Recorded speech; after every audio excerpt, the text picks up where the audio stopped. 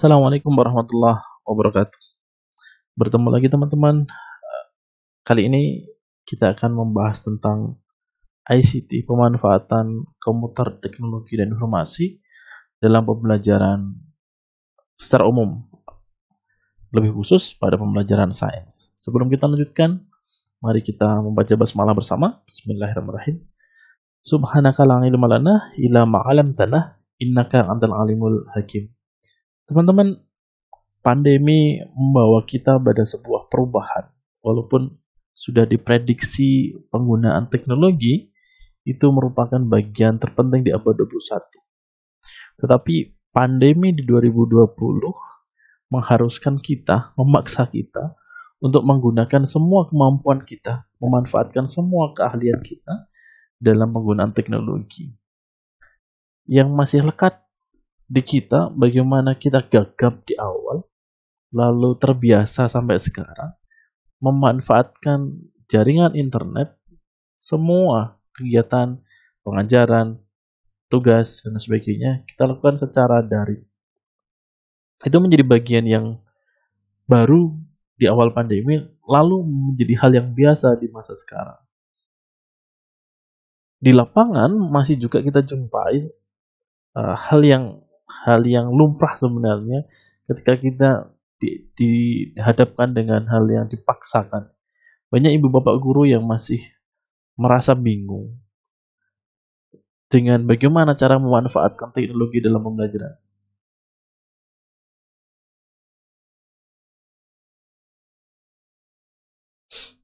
Kami berikan fakta, teman-teman. Kami berikan fakta. Faktanya seperti ini. Kami ambil dari blog Ruang Guru. Fakta yang terjadi, bagaimana frekuensi penggunaan teknologi, terutama komputer, di sekolah. Ada 18% sekolah. Ini survei di sekolah menengah pertama, ada survei di sekolah menengah pertama. Bagaimana frekuensi yang digunakan oleh siswa atau dalam pembelajaran yang menggunakan komputer? 18% tidak menggunakan komputer dalam pembelajarannya.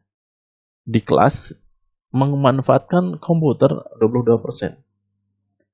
Laboratorium komputer ada 18%. Tapi dimanfaatkan dalam pembelajaran di kelas menggunakan laboratorium komputer ada 13%. Ada 13%. Dan itu menjadi perhatian lebih khusus lagi karena kita akan bandingkan dengan bagaimana memanfaatkan teknologi dalam pembelajaran, terutama di dalam dunia pendidikan.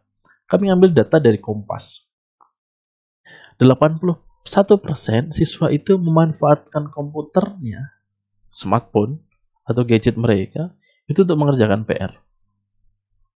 Tadi di sekolah ada sekitar, mari kita tengok, di kelas itu 22% menggunakan komputer yang difasilitasi oleh sekolah. Di sini ada 81%,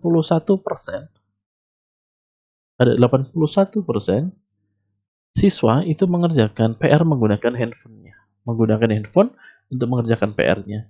67% siswa di Indonesia itu menggunakan smartphone untuk belajar. Dan sebanyak 39% yang siswa itu belajar tentang komputer itu sebagai ilmu atau belajar ilmu komputer. Dan itu berbanding agak memprihatinkan menurut saya, karena kalau kita lihat data di sini di ruang guru ini, 5 dari 10 guru bisa menggunakan komputer, tetapi ada 7% dari 100% yang menggunakan komputer secara terampil, dan 7% itu tidak bisa atau belum bisa memanfaatkan komputer dalam pembelajaran. Lalu bagaimana akses di semua level pendidikan, jenjang pendidikan, tidak bisa kita samakan. Bahkan di satuan pendidikan di dalam satu wilayah dengan satuan pendidikan yang lain, antar SDA dengan SB misalnya, kemampuan literasi teknologi yang dimiliki oleh guru dan kemampuan daya teknologi yang dimiliki oleh siswa itu pun berbeda. Itu yang masih menjadi permasalahan terutama di masa pandemi. Sementara teknologi ke depannya merupakan sesuatu yang tidak lagi menjadi hal yang sulit untuk dilakukan, tapi memang harus dilakukan. Itu faktanya teman-teman, itu faktanya. Sebelum kita menggunakan teknologi dalam pembelajaran atau membahas tentang teknologi dalam pembelajaran, kita kembali dulu pada konsep awal kita, bagaimana sains itu diberlakukan, bagaimana proses sainsnya itu diberlakukan, prosedur sainsnya diberlakukan seperti apa. Konsep dasar dari sebuah sains itu dibagi menjadi 3 itu. A body of knowledge, sekumpulan ilmu, way of thinking, cara berpikir, dan way of investigating. Bagaimana cara kita untuk menginvestigasi, mencoba dan sebagainya. Kita mulai dari yang pertama. Sains itu diibaratkan sebuah sekumpulan pengetahuan. Kalau kita memahami, Piaget itu memberi 3 gambaran, teman-teman. Gambaran pertama adalah pengetahuan atau sains itu bukanlah sebuah dunia yang hanya diibaratkan sebagai dunia nyata itu. Karena yang diibaratkan yang pertama adalah bagaimana konstruksi ilmu tentang dunia yang nyata itu. Itu adalah kumpulan pengetahuan. Yang kedua, bagaimana sains itu merupakan subjek kognitif itu. Karena merupakan sekumpulan pengetahuan, yang kita ukur adalah bagaimana konsep sains itu. Yang kita ukur bagaimana struktur sains itu. Yang perlu kita ukur adalah bagaimana kategori sains itu. Lalu yang ketiga, Piaget mengatakan bahwa sains itu adalah sebuah konsep dari pemikiran seseorang. Bagaimana konsep antar satu orang dengan orang lain itu berbeda, tetapi akan diberlakukan hukum yang sama dari pengalaman-pengalaman yang sudah diterima, yang sudah dialami oleh masing-masing orang tadi. Jadi secara hakikat sains itu merupakan jembatan, merupakan jalan bagi siswa untuk memahami alam itu semua, untuk memahami lingkungan itu semua, memahami realitas alam, untuk membantu siswa mengerti tentang bagaimana alam itu, bagaimana hakikat sains itu berkaitan dengan alam, berkaitan dengan lingkungan. Lalu bagaimana peran guru dalam body of knowledge ini? Peran guru adalah sebagai jembatan yang baik, memberikan media yang baik tentang memahamkan alam itu dalam pengetahuan, memahamkan dunia sains itu dalam sebuah ilmu pengetahuan. Walaupun terbatas, teman-teman. Walaupun terbatas pada batasan ini yang harus dipelajari pada periode tertentu karena perkembangan menurut Piaget, dan ada periode yang harus dipahami lagi pada periode tertentu, pada perkembangan tertentu. Itu yang terjadi pada memahamkan sains sebagai body of knowledge. Yang kedua, bagaimana sains itu merupakan way of thinking, cara berpikir. Kalau tadi dalam Piaget disebutkan merupakan jembatan, sains itu sebagai sekumpulan pengetahuan merupakan jembatan bagi siswa, cara jalan untuk siswa untuk memahami alam. Hal yang sama ketika kita mau rujuk lagi, karena konsep yang pertama body of knowledge, konsep yang kedua adalah way of thinking. Bagaimana sains itu menjadi cara untuk berpikir ilmiah. Sains merupakan cara memahami alam semesta. Menggunakan sains kita bisa memahami bagaimana rotasi bumi, bagaimana bentuk dari permukaan bumi dan sebagainya. Dalam sains lebih dijelaskan pada hasil dari observasi dan hasil dari percobaan. Ada kaitannya dengan yang ketiga, way of investigasi. Penjelasan alam itu pada bagian way of thinking itu tidak berdasar pada bukti empiris saja, tetapi penjelasannya lebih mengutamakan pada bagian dari sains. Pembuktian empiris itu berbeda-beda antara satu pengalaman dan pengalaman satunya lagi.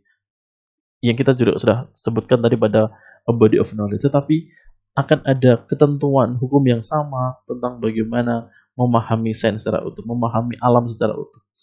Yang ketiga, bagaimana way of investigasi. Apa itu way of investigasi? Investigating adalah bagaimana cara sains untuk membuktikan sebuah hipotesis melalui percobaan. Teman-teman masih ingat, pasti ingat dan sudah memahami tentang guided inquiry. Inquiry terbimbing di sekolah dasar. Kenapa istilah guidednya hilang, terbimbingnya hilang. Tapi disebutkan di situ hanya inquiry saja tanpa ada terbimbing. Karena kita bisa memahami bagaimana karakteristik siswa sekolah dasar. Kita tidak bisa melepaskan istilah guided sebenarnya, tapi secara nomenklatur guidednya hilang. Karena inquiry-nya di sekolah dasar itu pasti terbimbing oleh guru, pasti mendapat bimbingan dari guru, dapat pantauan dari guru. Lah, sains di sini IPA itu sebagai proses untuk memberikan gambaran, karena way of investigasi, membuat gambaran bagaimana cara untuk mengetahui hipotesis yang kita ajukan di awal, pembuktiannya seperti apa, bagaimana percobaan yang kita lakukan, bagaimana keterampilan proses ilmiah yang kita berikan, bagaimana metodenya, bagaimana proses inquiry yang benar yang dilakukan untuk membuktikan hipotesis itu. Itu adalah bagaimana way of investigating dalam konsep natural science. Lalu konsep yang kedua yang tidak bisa hilang dan tidak bisa terlepas tentang memahami natural science adalah dua konsep, teman-teman. Konsep yang pertama adalah minus on. Kita akan memahami secara hierarki, tapi bagaimana filosofinya? Minus on menekankan pada idealisme, pada gagasan. Dengan konsep aktivitas otak, minus on membuat perwujudan benda itu diperoleh dari ide. Ya, kapasitasnya kapasitas kognitif. Minus on merupakan aktivitas kognitif yang mengandalkan bagaimana kemampuan kita untuk memahami sebuah ide, sebuah gagasan melalui aktivitas otak. Kita bisa memahami bagaimana bentuk bumi itu setelah muncul sebuah penekanan pada aktivitas otak kita melalui kegiatan idealisme, kegiatan gagasan, perwujudan sebuah ide. Itu minus on. Yang kedua adalah hands on. Ketangkap di pemikiran kita, lalu apa yang harus kita lakukan? Kalau boleh bercerita, teman-teman, di SD dulu ada aktivitas hands-on, mencangkok, stack, dan sebagainya.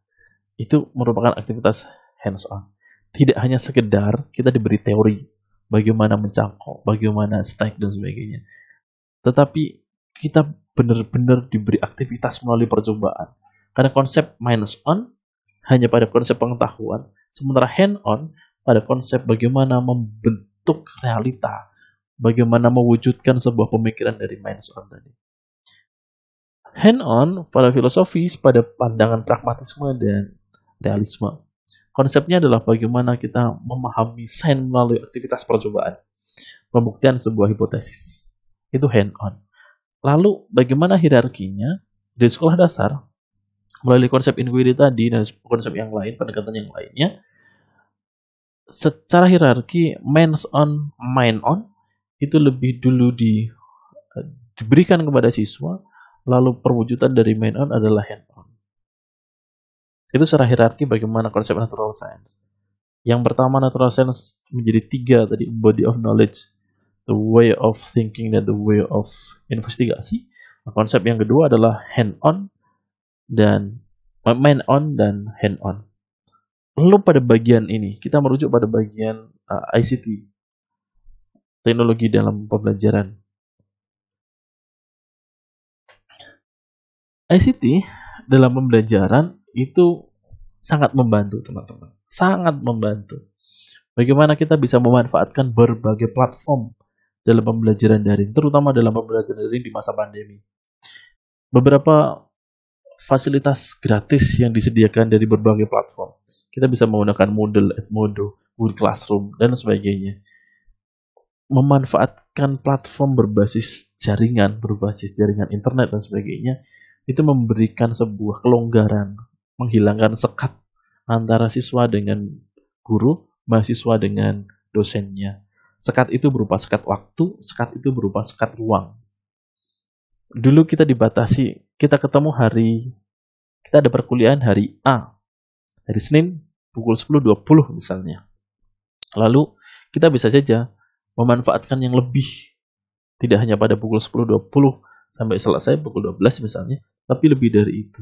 Bagaimana caranya? Kita pakai webinar, webmeet misalnya, pakai aplikasi Zoom, pakai aplikasi Google Meet dan sebagainya. Itu bagian dari bagaimana cara kita memanfaatkan teknologi dalam pembelajaran. Dimanfaatkan secara klasikal pun bisa, dimanfaatkan secara massal pun juga bisa. Itu kelebihan dari penggunaan teknologi.